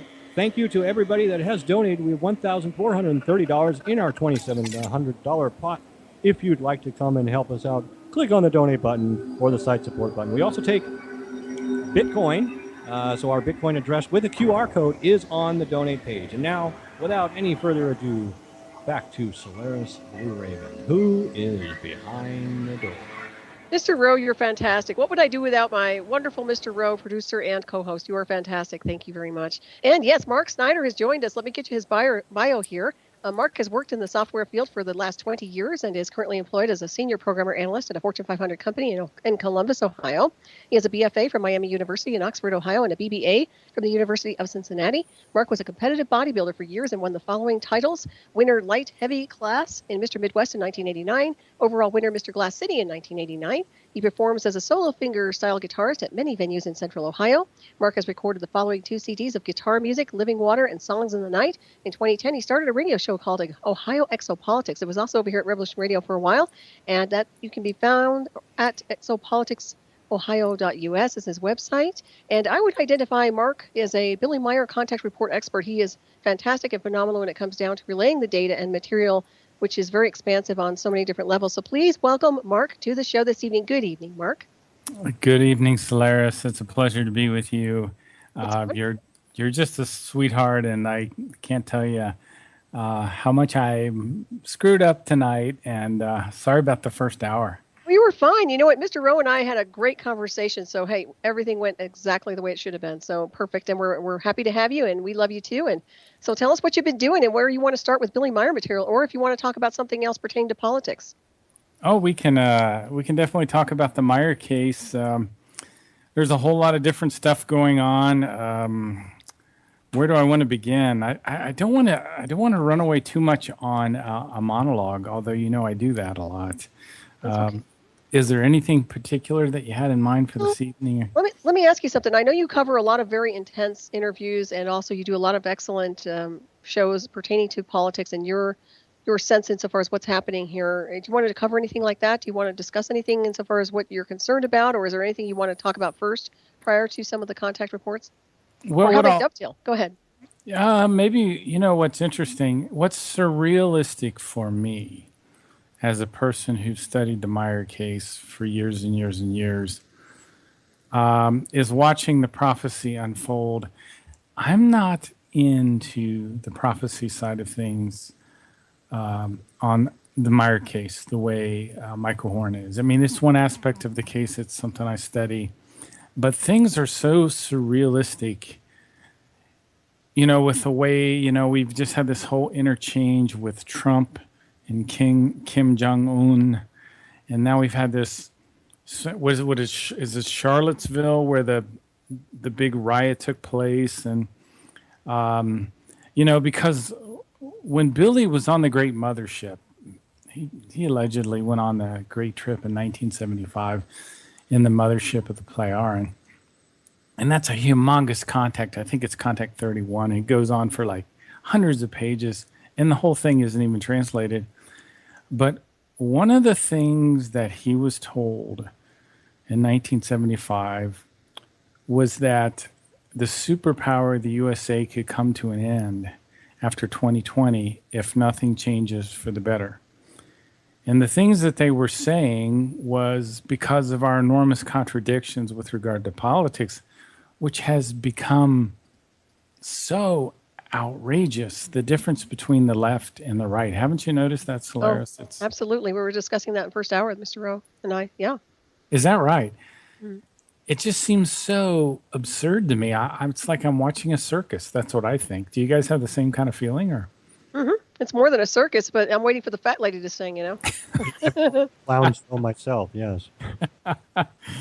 Then the whole thing with the military machinations. Our culture is declining. The other thing is religion and sectarianism. For example, if you look at what's recently happened with Cardinal Pell, that was a blurb, and then it went away. People probably forgot about it. But Cardinal Pell is the third highest ranking person at the Vatican who has like 20 or 30 different charges of pedophilia from different people all over the world. The other thing the Meier material talks about is the felonies of our presidents, a gigantic mountain of debt, $16 trillion, I think, or more. So all these things, they're saying that together bring a possible collapse of the United States in 2020. I have been very optimistic and outspoken in my own show and saying that probably isn't going to happen. But man, the way things are progressing, it's astonishing. Right. Let me ask you one quick question. We were discussing a little bit about the solar eclipse coming up on August 21st, and obviously, I think it's a very powerful time. Obviously, it's auspicious to some degree. But do you see a correlation? Now, I'm calling it the Black Sun Rising for various reasons. But do you see anything connected to the Billy Meier material? I know they've predicted perhaps we might have some issues with Yellowstone or other areas which are on the fault lines because it's going to supposedly enhance the energy over there and make it more magnified. So, is there anything in there in those contact reports that might indicate something like that? I don't remember anything particularly with the eclipse. Okay. Some of the things that we're looking for as signs are the last pope because that's one of the big things. And that's where we are kind of right now, I think. The Pope that we have in now may be the last Pope. And that's one of the things the Meier material says to look for when things have, kind of gotten to a certain point. Yeah. Well, this is the end of the timeline. If you ask me, I think this is it. I think everything's imploding here in the illusion of. So you're seeing the spiking and the craziness between species, races, you name it. So I actually think it needs to come to a front at this point in the continuum. We all need to deal with it and just we need to get this out of the way and move on. Honestly. Yeah, I don't know. I must be really in my own little world. That's all I got to say. I spent a lot of time today just, looking at videos on YouTube, trying to kind of catch up with things. And it just seems like I said, a circus, like it's not even real. Mm-hmm. Does it strike you guys that way? It's surrealistic. Oh, yeah. What do you think, Mr. Rowe? I think he's in the same area on that one. Absolutely. Yeah. Yeah. Surrealistic would be a proper definition. I see it as kind of like a nightmare from hell. I see it as a distortion. I see it as such a distortion but it's an evil distortion. It's like everybody's doing a meltdown. It's everybody's like showing the ugliest part of who they are. It's like cute evil. You ever see that South Park where you had the little wood creatures that did the satanic ceremonies? Mm-hmm. South Park's great. Go ahead. What it reminds me of. It's like a evil that's been dressed in a cute little outfit. Right. Yeah, that's very true. It's almost like the media is destroying the country intentionally. Yes. Well, I think they want to be absorbed as a no world order agenda, EU, UN. I think they all just want to be one pulse. The problem is they're not alive. They're entity-driven linear worlds. Do you think that these people may be being threatened or blackmailed? Because I've heard, like Alex Jones said, that even Trump has been threatened and his family, and as well as Alex. That they're and maybe they come up and say, look, lead or gold. I don't know. I wondered that about Trump lately because of the whole thing with North Korea. That just seems so over the top. Something just seemed really wrong there. Plus, when he sent all the missiles into was Syria, some of those Air Force bases there, where the Russians were as well, that seemed totally uncalled for from my perspective. Anyway, this bombastical show of force, that doesn't make sense to me. What's that all about? How can that be a good thing, Have you guys had similar thoughts? Or? Well, one thing I've always thought, I don't know if you've ever heard my shows, but I believe that North Korea may actually be a secret hand of the deep, deep state. That it's like the final end trump card that they've had for quite a long time. And that it's being used now because Trump is definitely going against the establishment that is in control of the majority of the pit bull known as the United States of America. And I think that some factions within the controlling faction of America that are opposite of Trump are utilizing their North Korea card. That's my opinion. I may be wrong, but that's what I'm thinking. Well, it's interesting what you're saying about the whoever is in control. I mean, I think that's the real issue here. Who is in control? I got a feeling that presidents they're just part of the chain of command. I don't think Trump's in control. Oh, no. I believe, here, I'll give it to you real fast. Trump, I believe, is a Knights Templar Druidic priest that is the face of an alliance with the Knights Templar, the Orthodox Christians, and the Israeli First Zionists against the Muslim Brotherhood, Vatican, world global banker Zionists. And I believe these are the two main factions that are at war right now, with China kind of going, which side should I choose? And that is what we're seeing. Hillary Clinton was the face of the opposing faction, which is lost. And whoever controls the United States has the vast military and technological arsenal at their disposal. And right now, we've got Templar Trump. And so we have the Knights Templar that has not had control of the United States in over 200 years. That's very well said, Mr. Rowe. And I agree with that 100%. He who controls the eye in the sky controls the planet, so to What's speak. interesting that we're talking about this, it kind of freaks me out ever so slightly because I had a guest on Wednesday who he did this. I mean, he just rambled on about the Knights Templar for an hour and 15 minutes nonstop. But Very nice. Isn't the Knights, I mean, what he was saying, though, you may not like, is he was saying that the Knights Templar is pretty much has morphed over the years into what you could call the Illuminati or the deep state. What do you guys think of that? They definitely play in the deep end of the pool. Yes. At the end of the Knights Templar, there's a throne with Baphomet sitting on it. Yes. They're not what you would say the good guys as opposed to the bad guys. They are just another faction. However, that being said, I believe that their plans for the Earth are a little more favorable for the human beings that are inhabiting it than the plans of the other faction. So are you saying it's the Knights Templar versus Islam? Kind of, yeah. That's really interesting. Well, I know whose side I'm on.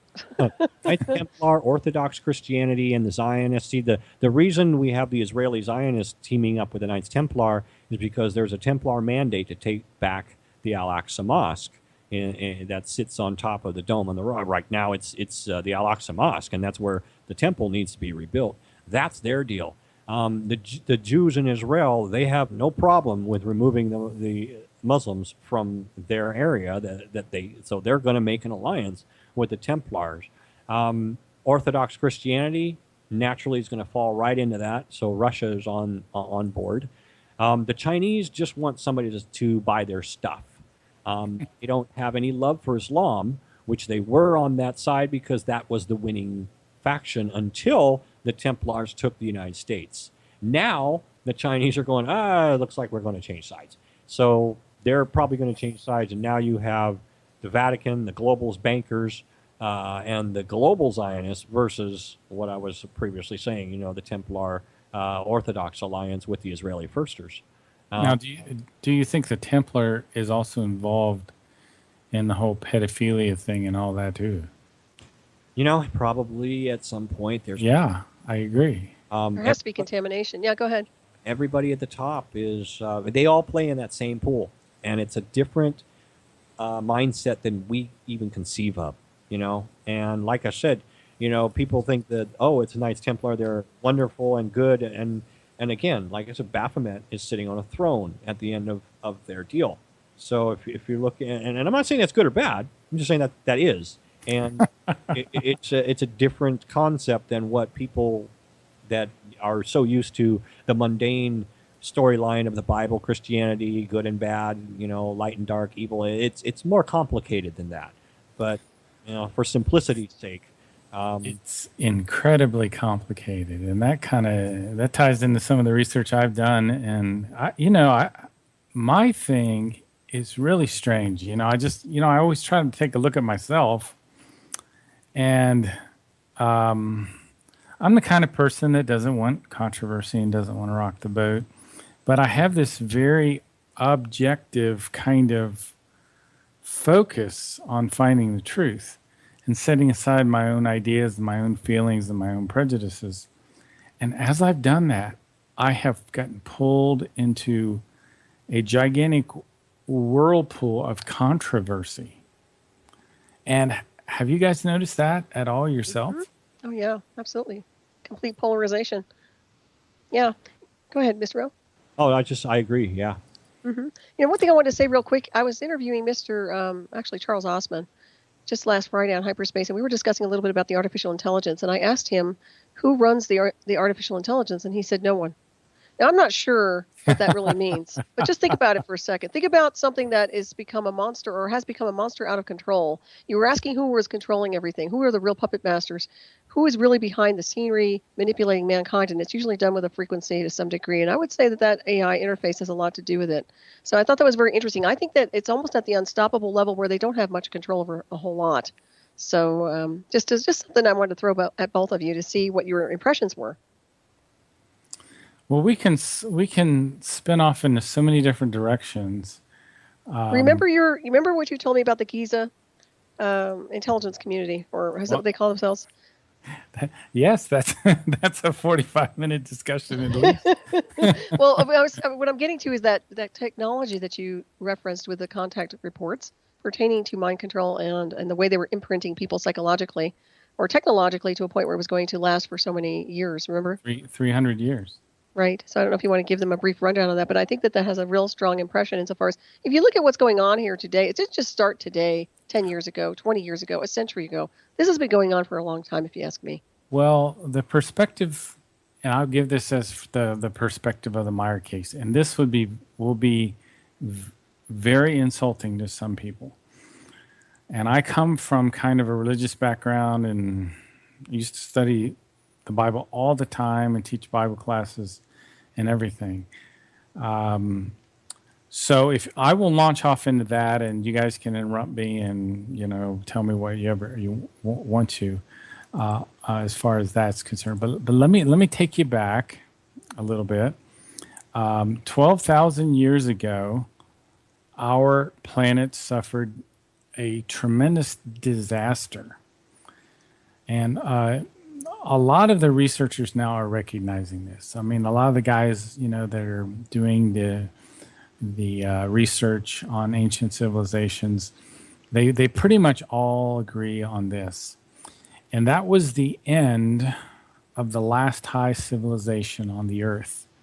And what ended it was warfare. But it was, of course, the old story of Atlantis and Mu, and the people from Mu/Lemuria brought in an asteroid that they had affixed two kinds of drives to it, an electromagnetic drive and a nuclear drive, and they brought it back to the Earth as a great weapon, and they aimed it at Atlantis. What it ended up doing is it ended up exploding in our atmosphere about 100 miles up, and it created all these smaller pieces that each one of these was like the Earth getting hit by a tactical nuke. And there were what were called two great fists, two great pieces of this asteroid that slammed, like they said, two great fists into the Atlantic Ocean and went all the way down to the bottom of the Atlantic Ocean, slammed into the bottom of the Atlantic Ocean, and opened up two gigantic rifts that brought up volcanic magma, and there was a gigantic column of water that went up, water and steam, and this created a huge tidal wave that not only destroyed Atlantis and Lemuria, but destroyed much of the surface of the Earth. It also tilted the Earth's axis to where it is now. Now, and this is going to sound really bizarre to you, but the Meier people say where our current Florida is used to be the North Pole. And what happened is we had the whole planet got rocked and shifted on its axis. And the whole, basically, everything just got flattened. And we were, the people that survived were thrown back to the Stone Age. And it took centuries and centuries, I think at least 7 centuries before we started. We forgot who we were. We lost our civilization. We lost our technology. And the people of the earth were just pulling themselves up out of the rubble of Atlantis and Lemuria. And a group of people from a place called Beta Centauri came to the earth. And this ruler, his name was Eris the 11th. And he was 11 generations removed from Eris the barbarian, who ruled. Well, he was kind of he didn't rule per se. He attacked and started this great war between Atlantis and Lemuria. So Eris the 11th came back.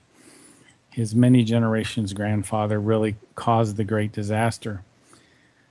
The people from Beta Centauri were from a Beta Centauri. First, let me tell you a little bit about Beta Centauri. It's a couple hundred light years away. And in the Arabic, it's very interesting. I think the name for Beta Centauri is Hadar. And I believe that it means to be civilized, to be settled, to be on the ground. Now, they named a star that in the ancient past because I say they knew that people came from that star. In any sense, this Beta Centauri, and I'll get into kind of the way the Meier information looks at our universe. They say our universe is roughly egg-shaped, and it has 7 different layers. And these different layers, they counter-rotate against one another. And the 4th layer of our universe is called the material belt, and that's where the stars and the solar systems and the galaxies are created. So energy comes in from the 1st, 2nd, and 3rd layer, and it gets compacted into matter in the 4th layer of our universe, and then it kind of leaves the 4th layer of our universe. After 45 billion years, matter turns back into energy, and it goes into the 5th layer. So that's what's going on in the material belt. Now, our universe has a material belt, meaning there's matter in our universe. Now, this is another thing that will turn your mind into a pretzel.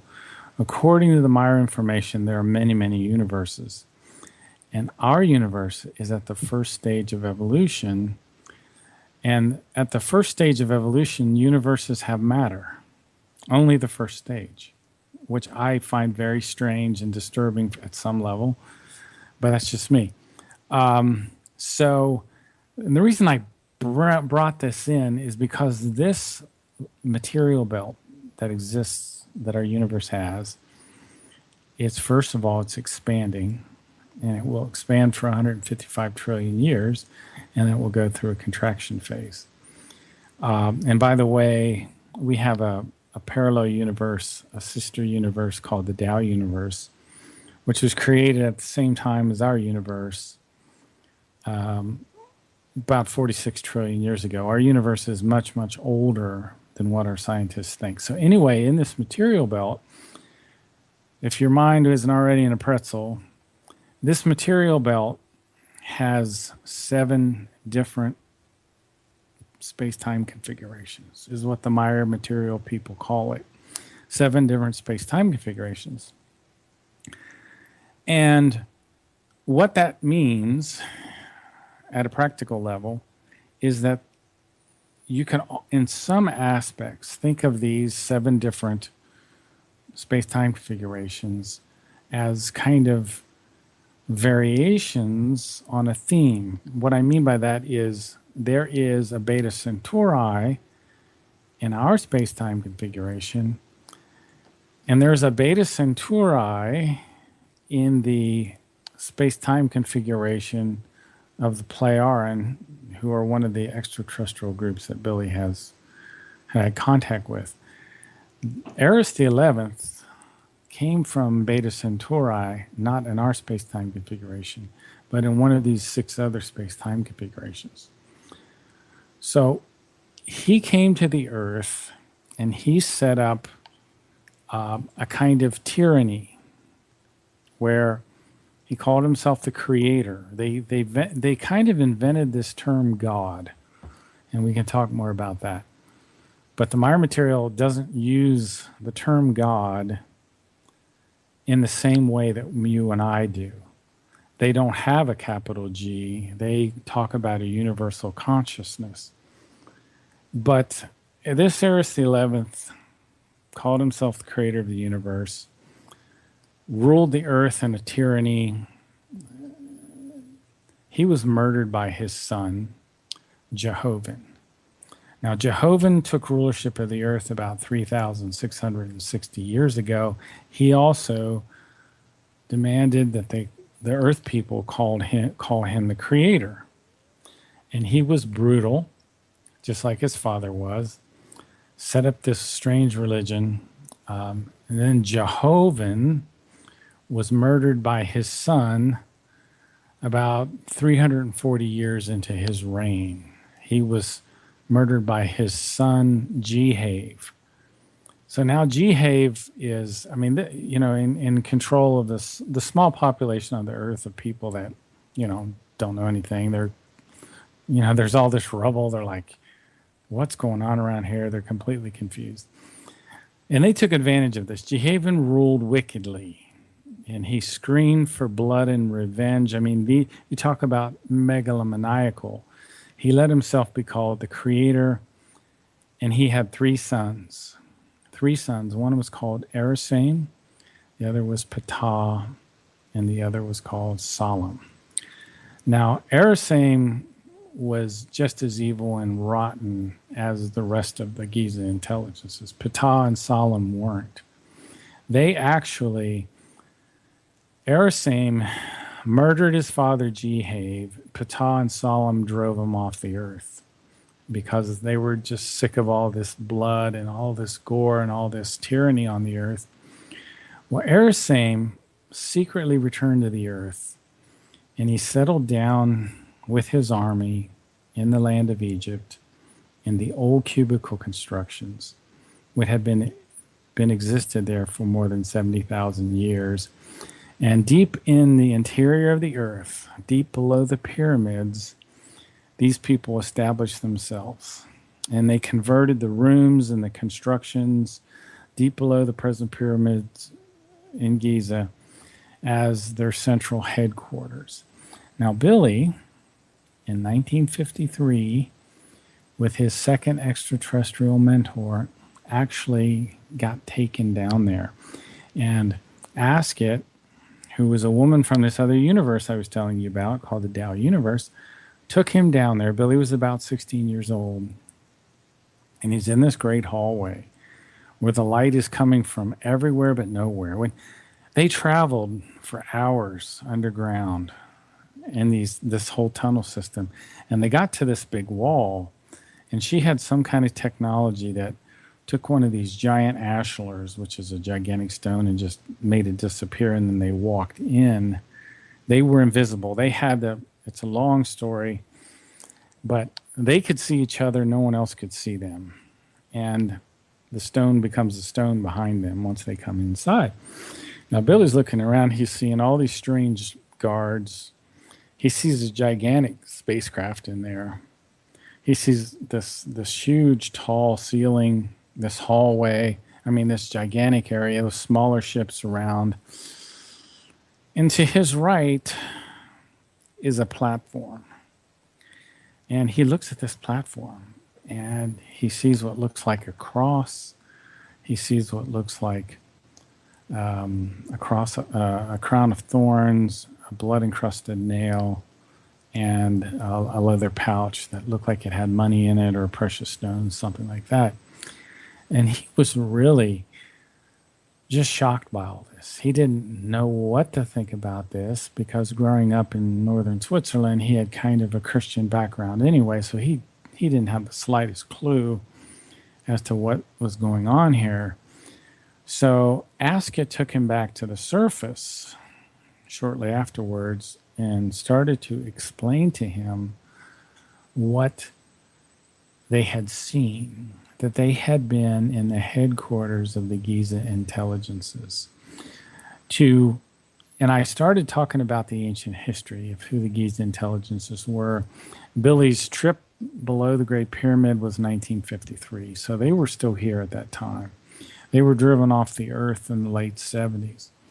But up until that time, they had been, in our ancient past, above the ground, invisible. And somewhere they went Their headquarters went underground, but part of them were still visible. Now, again, this is the Meier's view on this whole thing. I try to be neutral, but over the years, of course, he's convincing me more and more. But Jehovah, as we call him now, is very interesting. If you look in the King James Bible, you'll find the word Jehovah. You won't find it in any other translation that I've seen. But Jehovah's real name was Hen. He took over after Erasim's rule. He was also known as the Cruel One. Now, I call him Jehovah, but there's another great thing that's been lost in history. There was no J sound in the ancient world. Not in Greek, not in Aramaic, not in the Hebrew, not in any of the languages. There was no J sound. So prior to about 1550, and we can get into a whole another tangent on this. I'll let Solaris guide me on this a little bit. And before about 1550, like we say Julius Caesar today. Well, his name was spelled with the equivalent of the Y or the I. So Jehovah was probably really named Yehovah. And this is important, and we can get into this later if we have time. But Jehovah, according to the Meier material, was one of these Giza intelligences. One of the things he did, and in Genesis 22:14, the first thing he does is he said, Abraham, you're going to have to sacrifice your son to me. And the place is called like Jehovah Jireh. It was a place in the land of Morah. It was where Abraham tied up Isaac, put him on this altar, and he was going to burn him. Now, this isn't the Meier material here, but there's a researcher. His name is Mauro Biglino, and he's been, for the past 25 years, his job was a translator, and he worked for the Vatican. And he wrote translations of many, many ancient manuscripts, like 20 or 25. So they had him look at the Hebrew of the Old Testament and take all the religious bias out of it and explain what was happening. And he came out with such a shocking translation of the Old Testament that the Vatican fired him because we can't have this getting out. When Mauro Biglino, I'm talking about the Giza intelligences, he translated the word Elohim. He would say, those guys over there. I mean, not God. He just calls them those guys over there. Indeed. And there's all this burnt offering, right, in the Old Testament, right? Isn't it weird? Mm-hmm. They're burning the cows to God. They're burning a cow to God. Mm-hmm. And now they're going to burn. He's going to burn his own son. What? Right. What's that all about? That's weird. That's like entity possession to me. Well, that's another thing. Well, how do you define God in that timeline? It's very interesting. Go ahead. Well, no, we can get to that. That's a very, very good question. It's a very important thing to get to. One thing that NASA has found is when astronauts are a long time in space, the oxidation of their cells on their skin produces a smell a lot like burning meat. So Mauro Biglino is saying that this was very soothing to the Elohim, the burning of, the burnt offerings, all the time. It was just a soothing, because of the time they had spent in space, they got used to the smell for whatever reason. Wow. Isn't that weird? It's Bizarre. Yeah. It's Talk really about another so parallel reality. Go ahead. well, exactly.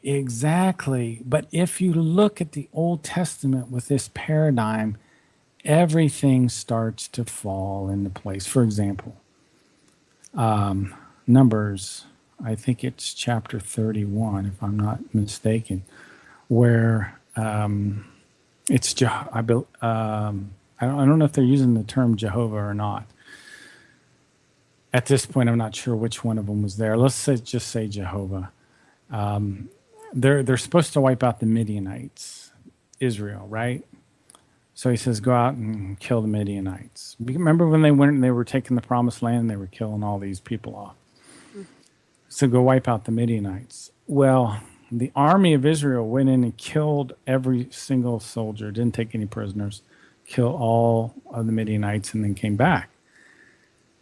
And Moses was angry because he said, you didn't kill the women and the children. He said, you have to kill everyone. I mean, these Elohim were vicious.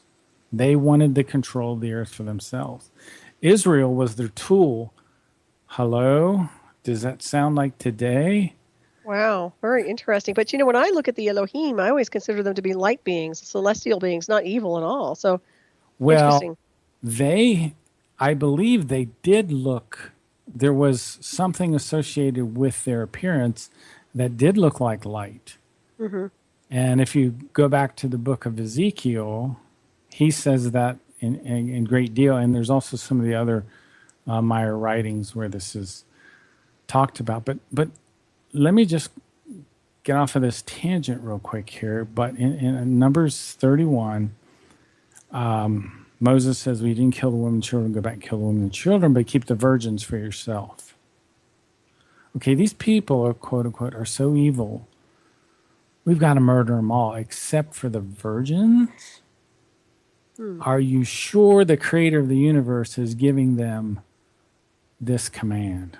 That sounds like a very similar command to what I've seen out of Islam. Exactly. Mm-hmm. It's very, very dark. And it says it in Numbers 31. You know how many virgins they kept? Are you talking children as virgins or virgins as in women? Who knows? I don't know. To me, a virgin would be a child. I don't know. That's what I'm looking at because they were such pedophiles. I don't know. I'm just going to guess anywhere from 8 to 14. I don't know. Anyway, I'm just guessing. Well, I was just guessing that it would be the children that have not been touched. Right. That's just me. Well, yeah, it depends on how you define a virgin, I guess. Yeah. Right. But 32,000. They kept 32,000 of these females even in this one case. In the chapter.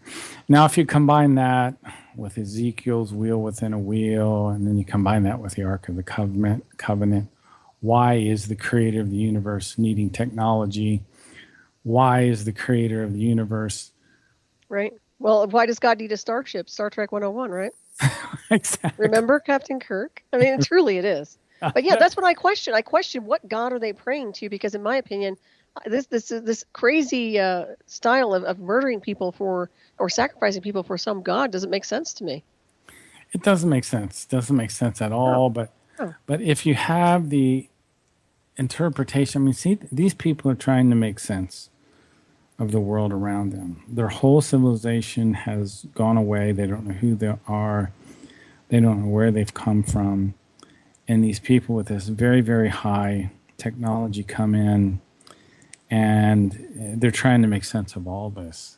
And it reminds me of some of the cargo cults. I don't know if you're familiar with the cargo cults in the Pacific. No, if you want to elaborate on that, that'd be great. Well, and right around from the late 1930s to the middle 1940s, I think it's north and east of Australia, is a whole series of islands that they call Vanuatu. It's like this kingdom. And there's one particular island on there called Tana, where we built an airfield and it went back and forth. I mean, for a while it was the Japanese, and then we took it over, and then it was ours. So these people who had been isolated, their whole existence, never saw any kind of technology, suddenly are seeing bulldozers and tanks and gigantic ships and these great wars in the sky, and they're seeing, airplanes land on their little island home, and they're shocked by all this. Well, a cult arose, and it still exists today.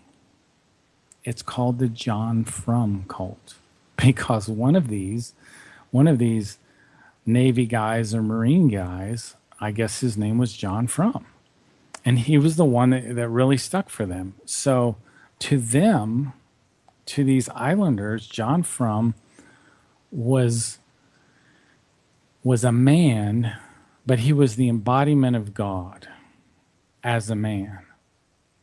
And, they associate him with all this neat stuff that came from the sky. And they built, similar runways to the real ones, and they built out of wood, exact copies of the planes with the propellers.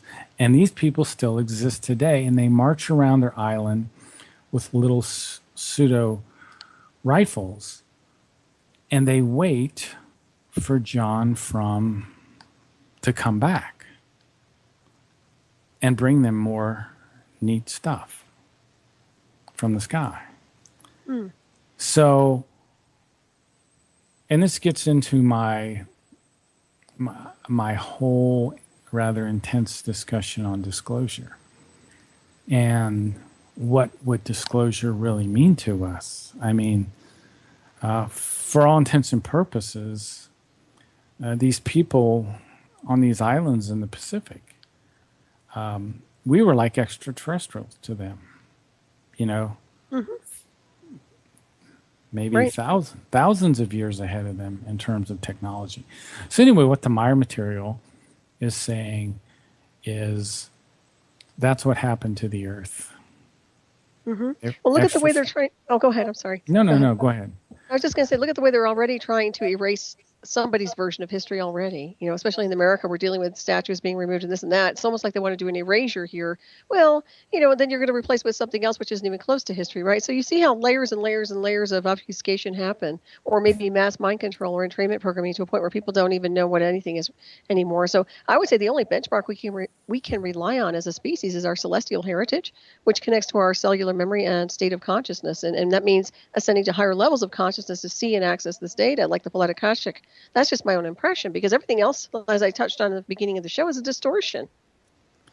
Yeah, it looks like to me, the more I study, the more our history is not what we think it is. No, it's not at all. I mean, I feel we were just discussing, Mr. Rowan had a great conversation, hour one. We were talking about, clones, like maybe we're just clones here on the timeline, and the full aspect of us is off planet already. We've already crossed over. I mean, really. Well, the Meier information says we have a spiritual consciousness and a material consciousness. And your material consciousness is who you are this lifetime. And your innermost self is who you are in the bigger picture. And your innermost self comes from what's called your spirit form. And the spirit form is a little tiny fragment of the universal consciousness that's in the center of your middle brain, called the superior colliculus. And it sends the energy to your whole body, and it allows your heart to beat and makes you alive. And your spirit form is what the Meier information explains as neutral, positive. And it explains the universal consciousness as being neutral, positive. And that means it has both aspects. It has the negative and the positive in a harmonious balance, slightly skewed to the positive. And that's where you get into the spiritual teachings a little bit. And it's what this whole book about is, called The Might of Thoughts, Macht der Gedanken in the German. And it's all about learning to keep your thoughts in this neutral positive state. Because in the neutral positive state, you can literally, and I'll read it, and this is on page 176. It is the nature of the thoughts that by their might alone, every conceivable thing can be brought into fruition. So if you can maintain a neutral positive mindset, which is very, very challenging, and neutral positive mindset is optimistic, confident, relaxed, cheerful, thankful, enthusiastic. If you can keep that kind of mindset, your mind, your thoughts have tremendous power.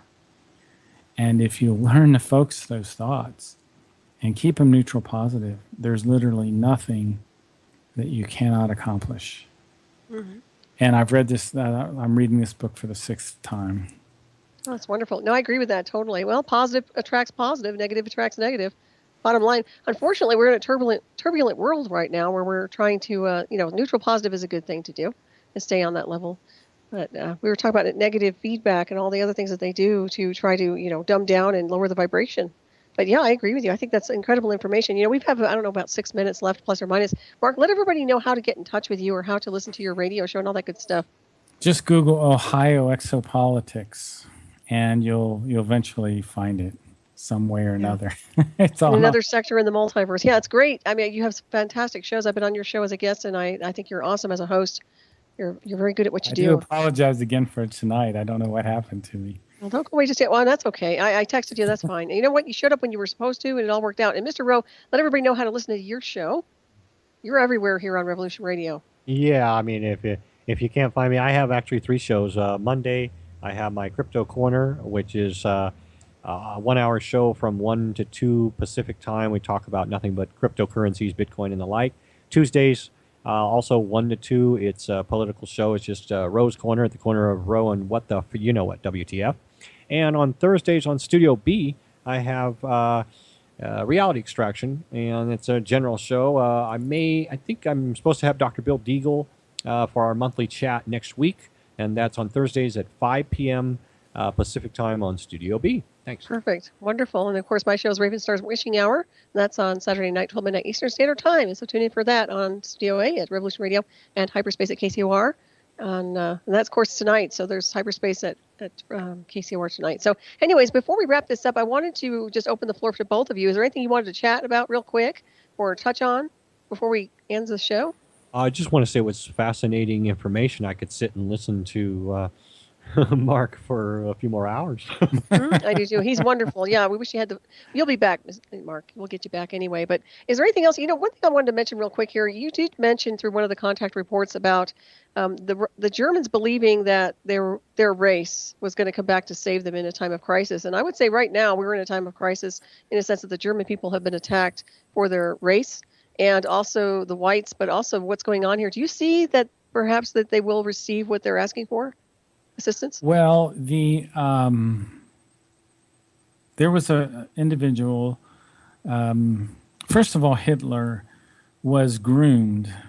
Now, this may sound strange, but he was actually impulsed by the same Pleiar and extraterrestrials. And the intention was that Hitler would be an excellent leader for the people of the world. Unfortunately, there was a guy named Erich Janssen, whose real name was Hermann Steinschneider, who was under the influence of these Giza intelligences, who was part of the Thule Society, as it's called, the Thule Society, and they were a secret society in Germany that was under the influence of these Giza intelligences who were underneath the plateau of the Giza pyramid. And they steered Hitler into the wrong direction, and that's why he went off on the deep end. Now, it's really interesting. If you look back at the German people, they were looking for Ultima Thule, which was the headquarters of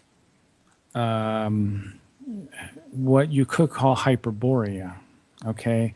Because before the Great Shift, 12,000 years ago, and this is how bizarre things were, in the North Pole, there was an area called Hyperborea.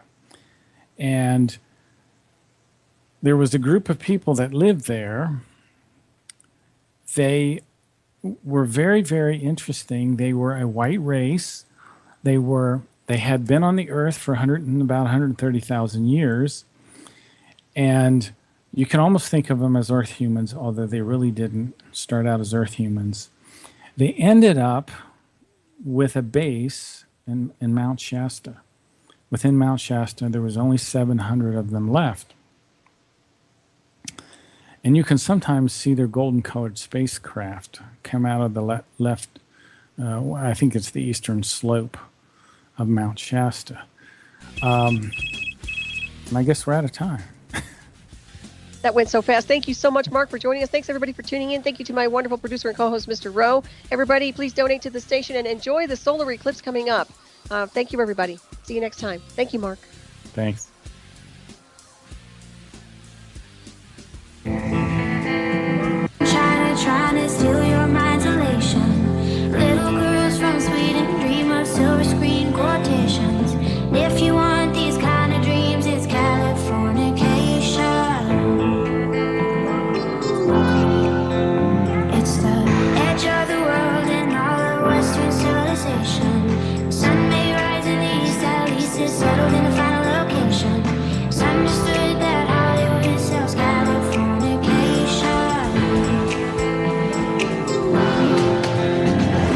Dream of Californication. Dream of Californication. Dream of Californication. Thank you for listening to Revolution Radio.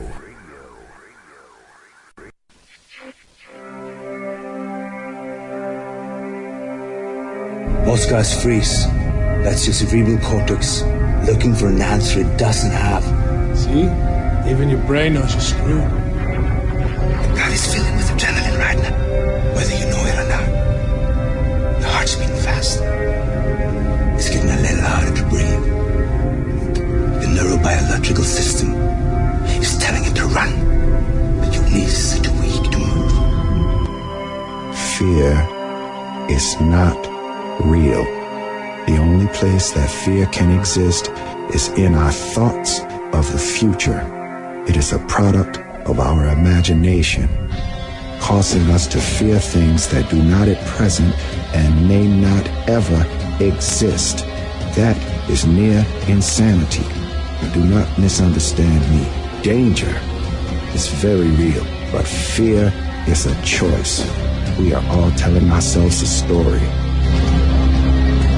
You're listening to Revolution Radio at freedomslips.com. 100% listener-supported radio. Reporting to danger. Unafraid. Right here, where information never sleeps. Revolution Radio.